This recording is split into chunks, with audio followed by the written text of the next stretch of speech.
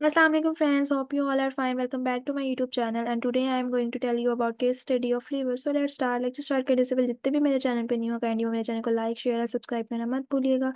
और मैं बहुत ज़्यादा मैंने जब देखा है कि मुझे बहुत ज़्यादा आप लोगों ने प्यार दिया है। लास्ट 2 मंथ से मैं वीडियोस नहीं अपलोड कर सकी थी, मैं तो बिल्कुल भी एक्टिव नहीं थी। और आप लोगों ने जिस तरह से मेरी वीडियोस को लाइक किया है, थैंक यू सो मच। इस तरह मुझे प्यार देते रहें और मेरी वीडियोस को लाइक करते रहें और मैं आपको इंशाल्लाह बहुत जल्द मैंने सोचा हुआ है कि मैं डेली बेसिस पे वीडियोस अपलोड करूँगी।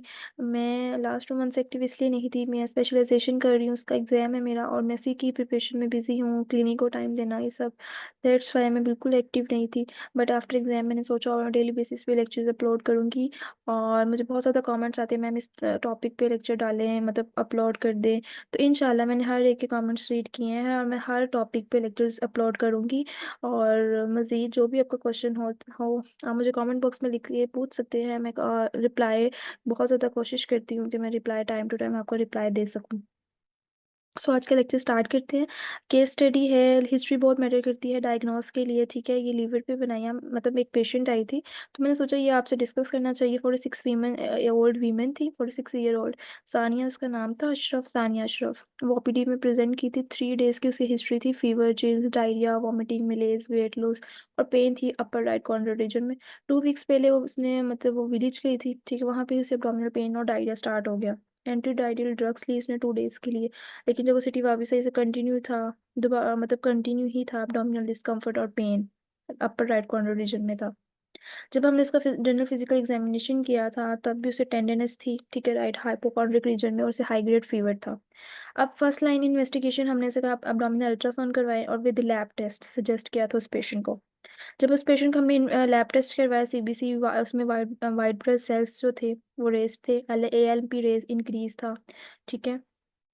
और फिर उसका अल्ट्रासाउंड करवाया हमने, ठीक है। अब यहाँ पे सीटी स्कैन का भी कंपैरिजन मैंने डाला हुआ है कि बोलिए हमें सीटी स्कैन में कैसे नज़र आ सकती है। ऐसा नहीं है कि उस पेशेंट को हमने सीटी स्कैन भी रेफर किया था, कि सीटी स्कैन भी एडवाइस किया था। बट बस जस्ट ये मैंने इसलिए डाला है कि बोलिए ना आपको सीटी स्कैन में ऐसी नज़र आ सकती है, उसका आप कंपेरिजन डिफ्रेंशिएट कर सको, ठीक है।